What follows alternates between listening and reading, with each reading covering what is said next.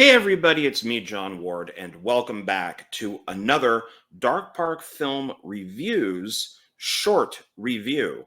And this one is for, I don't want to say it's an oldie, but it's 2013 Hansel and Gretel Witch Hunters. And my reason for doing this one instead of something, let's say, brand new is I just watched this last night. I freaking loved it. And so I want to let you guys know what a good movie it is. So this is it here. This is the Blu-ray. And I actually picked this up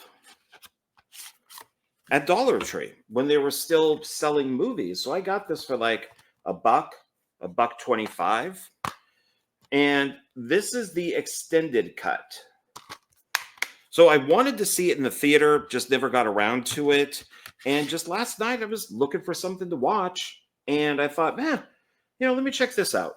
And I really, really liked it. I recommended it to Jonathan Moody over at Indie Film Cafe. I recommended it to Philip, OGP, and said, you guys need to watch this. This is really good. And I watched it kind of late, so I thought I'd maybe fall asleep, and I didn't. I was just awake, through the whole thing. So that I think definitely says something. This has in it Jeremy Renner. He plays Hansel. And Gemma Artington, I think is how you say her name, is Gretel. You also have some other people in this too, like Funka Johansson. You also have Derek Mears. He plays a troll. So he was Jason in the remake of Friday the 13th. You also have Zoe Bell. She's one of the witches.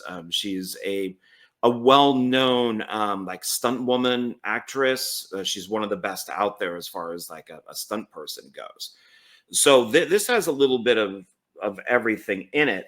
And it made money. It was actually a hit. Let's take a look here. So I'm looking at Wikipedia, and it says that the budget of the film was $50 million, and it made $226.3 million. That's a hit. So I don't know why this never got a sequel, because there's, obviously Hansel and Gretel, there's witches, there's a troll. I love that they have like the witches actually use like brooms to ride around on. They're very traditional. There's ugly witches, there's good witches that are pretty. The troll, that's Derek Mears, and for the most part, there's three. I don't know, they're like between 5 and 10 minutes behind the scenes on this, and one of them is the troll. And for the most part, it's practical. So I guess there's a little bit of CGI in there, but they try to go as practical as possible. I really like this. If I had to give it a rating between 1 and 5, I would definitely give it a 4.5, closer to 5 than 4. So I really think you guys should check this out. And I mentioned, why this didn't get a sequel. I have no idea, because if they're already throwing in the witches and the trolls and everything, they could throw in Dr. Frankenstein. They could throw in a werewolf. They could throw in anything that they wanted to, especially if it's within the world of like the Brothers Grimm. But they could even venture, outside of that and just have them fighting different monsters. I mean, it could be Hansel and Gretel monster hunters, or creature hunters, or anything like that. So yeah, I think this is a really good film, and the special features are called Reinventing Hansel and Gretel, The Witching Hours, and Meet Edward the Troll. So Reinventing Hansel and Gretel, you get to talk to the director, you talk to the actors, you talk to like the producers on how this whole thing came about, and how the director, who's also the writer, came up with the kind of reinventing Hansel and Gretel. The witching hours, that's all about the witches, the different types of witches, the makeup that goes on them, how long it takes. You get to see some behind the scenes footage. And then Meet Edward the Troll that's with Derek Mears, and you get to see them making the troll costume, the head appliance, the hands, and kind of like what he has to go through to put this costume on and act. So they're, like I said, they're between like 5 and 10 minutes, but they're worth it because they're not too long. I actually really enjoyed them. The one thing that I wish that this did have was audio commentary. I think that's a huge missed opportunity that there's no audio commentary. It's and the music. I love the soundtrack to this, so I'm going to be picking that up too. The director of this is let me see if I can pronounce his last name correctly. Tommy, like Tommy Workola. And I was surprised because I thought, man, this is really well shot. It's really well directed. It's really well edited. This thing is also a bloodbath. I don't know, what rating does this have? It may not even have a rating because it's the extended cut. Yeah, I don't see a rating on this. I think it was originally rated R. And then, I'm just noticing here, it's produced by Will Ferrell and Adam McKay. So it looks like it's done through Adam McKay's company, which is Gary Sanchez, a Gary Sanchez production. But yeah, I don't think it's rated because this is extended. So this thing is gory. This thing is a bloodbath. I mean, there's a lot of people blowing up. There's heads being cut off. There's swords going through people. There's guns blowing people apart. I mean, it's Hansel has basically a gun, kind of like a rifle, and then Gretel has a crossbow. Their dynamic as brother and sister, I think, are really good. The movie begins with the kind of traditional Hansel and Gretel when we see them as kids, and their father leads them into the woods, tells them not to come home. They end up at the witch's like house that's out there that's all made of candy, and the witch wants to eat Hansel and keeps feeding him candy to fatten him up. And then Gretel is the one that ends up basically, it's both of them, but it's mostly Gretel who they get the witch and they throw her into the oven. The funny thing with Hansel is because he's had so much candy as a kid, he has diabetes, but it's not called diabetes. It's called, I think they call it something like the sugar death, and that he has to give himself shots. So like once a day at a certain time, he checks what I guess would be like that time for a watch. And because it is a period piece, and he has to give himself these kind of big shots, which I guess would be, insulin. But I think it's funny that they, the director, while writing this, thought, okay, well, wait a minute, if the witch gave him all this candy, he would probably have diabetes. But back then, it wouldn't be known as diabetes. It would be known as something like the sugar death. I might be getting that a little wrong, but it's very close to the sugar death. And of course, he has to, basically, treat that with these shots, which I thought was really funny. But I mentioned the director, and I hope I did get his name right. I try to get names right, but they don't always, like Rourke Ola. Sorry. But he's a Norwegian film director and writer. And he did a movie. So he started in 2006. And then he has a movie coming out this year, 2025. So he started with Remake, and then a film called Kill Boljo, 2007, Dead Snow. So that's what interested GOP. OGP. I keep doing that by mistake. And because he's a huge fan of Dead Snow. I thought it was pretty good too. He also has Kurt Joseph Waggle and the Legend of the, I think it's Jord Witch, and then Hansel and Gretel Witch Hunters, Dead Snow 2, Red vs. Dawn, What Happened to Monday, Violent Night, which is that Santa Claus movie, and then Spermageddon, which is animated. It's an animated musical sex comedy. Okay.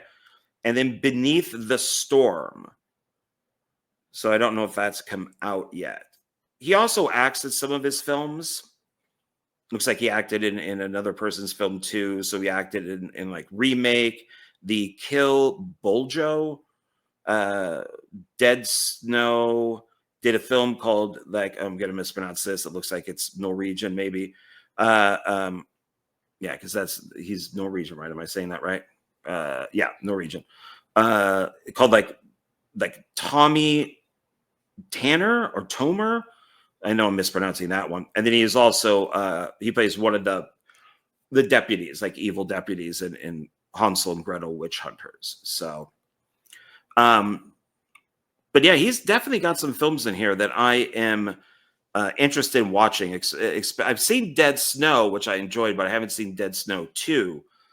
Violent Night, I'm going to have to give a second chance to, now that I'm a big fan of Hansel and Gretel Witch Hunters. I really didn't like Violent Night. That's from 2022. It's like a Christmas action comedy, and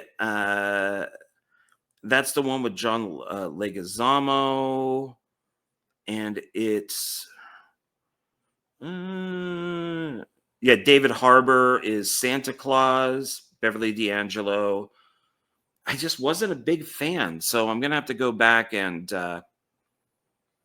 rewatch that one. So on IMDb, the synopsis for this is: brother sister duo Hansel and Gretel are professional witch hunters who help innocent villagers. One day they stumble upon a case that could hold the key to their past. And then the back of this reads, get ready for a twisted take on the classic tale of Hansel and Gretel have turned pro, coping with the trauma of their childhood captivity by slaying witches for hire. But when the seemingly unstoppable bounty hunters meet their match in an enemy so evil, it will take all their training, weapons, and courage to survive. Because all the music, executive music producer is Hans Zimmer. I'm not going to bother trying to pronounce the guy who did the music, but I'm still going to look into getting it. So, because like I said, I thought it was really good. But the idea is that when they kill the witch at the beginning when they're kids, it cuts to many years later, and through the credits, it shows newspaper articles and drawings and things of them killing witches and other things, mostly witches, and that they start this profession of being basically witch hunters, and towns will call them in because they're bounty hunters, and to kill these witches. And so they end up at one town that's fairly close to where their childhood home was, which would also be close to the witch's house that, where she tried to eat Hansel. And there are these primarily three witches. The main witch is Funka God, now I'm messing up her name. Funka, oh my God. Why am I having a hard time with her name? Maybe if I see it more clearly. Famke Janssen. There we go. I just needed to see it clearer. It's not the best on the box here. But of course, she was, a Bond girl, and she was in the early X-Men films. She's the main witch, and what they have what she has created is basically kind of a like a formula that they only need one more thing for, and it will basically make witches immune to fire, because we're told that the best way to get rid of a witch is fire. That's what gets rid of them. So if they can find this missing element, which I'm not going to say what it is, um, before the blood moon is gone, they can basically give this to all the witches in the world, and they will become, impervious to fire, and then they'll just take over. And so Hansel and Gretel figure this out, and they have to stop those witches. And along the way, like Gretel meets a troll, and who I think is a pretty cool troll, and Derek Mears, and he takes a liking to her, kind of like a King Kong or Beauty and the Beast type of thing. And he's done pretty well. There's a kid that wants to become a witch hunter. He's probably a teenager, and he's has this whole book of the articles and drawings and stuff that Hansel and Gretel find kind of creepy, that he's kept all this stuff, but he wants to be like them. He wants to hunt witches, and he's doing it by choice. And Gretel points out to him that this is not by choice. For them, it wasn't by choice. A lot of the stuff in this, and because there are some other good actors in this too. Let's see here. Yeah, Thomas Mann is Ben, so he's the teenage fan of Hansel and Gretel. Then you have who am I looking for here?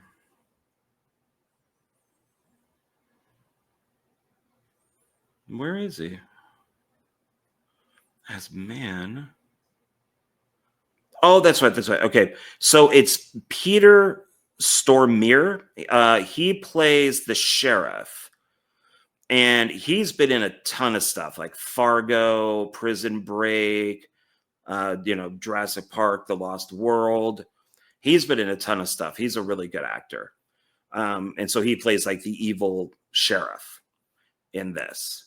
So it shows that there are mostly 3 writers on this, but the director was the one who thought of this when he was actually in college. And he pitched it at the Sundance Film Festival. So let's see. What else can I...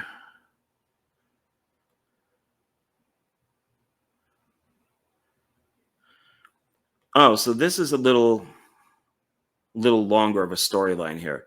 15 years after a horrific experience in a deceptively inviting gingerbread house, an orphan Hansel and Gretel have become famous for ridding the countryside of witches. Despite their stellar success record, the brother and sister face a unique challenge when an extremely powerful witch is identified as the culprit, stealing children from the local village with an intent to sacrifice them in an ancient magical ceremony to be held on the night of the blood moon.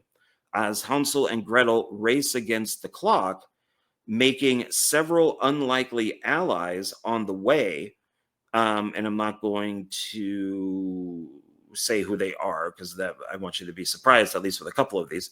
They unexpectedly come across a link to their own past and a sequel and a secret their parents took with them when they disappeared. So that's a pretty good synopsis of what this is. Yeah, did you know, trivia, Hansel is diabetic as a result of his experience with the gingerbread house as a child. In the original script, Gretel was also supposed to have an eating disorder as the result of the same trauma, but this was not included in the movie. Insulin had not been invented yet, so that's why they don't call it insulin. Goofs in the this is all from IMDb. In the opening scene, the father is silhouetted against the curtain while holding a lamp. The glowing lamp is part of his shadow. Hansel, this is a quote from him: "Whatever you do, don't eat the fucking candy." They swear a lot in this. They also do one of those, like, "Oh yeah, I just killed you, bitch." They do that. So they do a lot of kind of updated dialogue. The movie was also shown in 3D. And yeah, it talks about the soundtrack a little bit.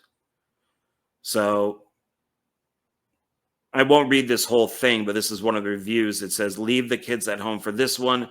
This visionalist take on the classic fairy tale is an entertaining blend of horror and humor that is as gory as it is vulgar." And they gave it a 6 out of 10. So looks like other movies that IMDb recommends would be, Jack the Giant Slayer, Snow White and the Huntsman, Prince of Persia, Sand of Time, and The Huntsman. So yeah, so I think that's pretty much all I can really say about this one. You should just check it out.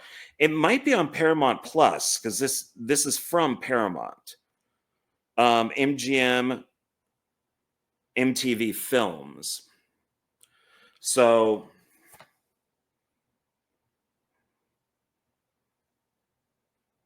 yeah, this is, I would think, Paramount Plus. You could check this out. So, okay, everybody. I'm going to try to make these short reviews short. I know some of them have been like 30 minutes and 40 minutes. That's not very short. So I'm going to try to keep them at around 20. So definitely check out Hansel and Gretel Witch Hunters. If you can, find that Blu-ray, and you definitely want to watch the extended cut. So, like I said, I have no idea what the theatrical version was. Obviously, it's most likely, hopefully, it's not PG-13. I would assume it's R. And then the extended cut is not rated. But because there really isn't, kind of, yeah, I just don't think normally it would say. I think I saw somewhere that it said, yeah, there it is, unrated. Well, it says unrated. Yeah, so I guess there wouldn't be a rating if it's unrated. Oh, well, it says extended cut here, but unrated on the disc. So that's its rating right there, unrated. Yeah, feature film, unrated version, and special features are on this disc. So, all right, everybody, there you go. And thanks for watching this. I really appreciate it. And I'll be back soon with another video. Okay.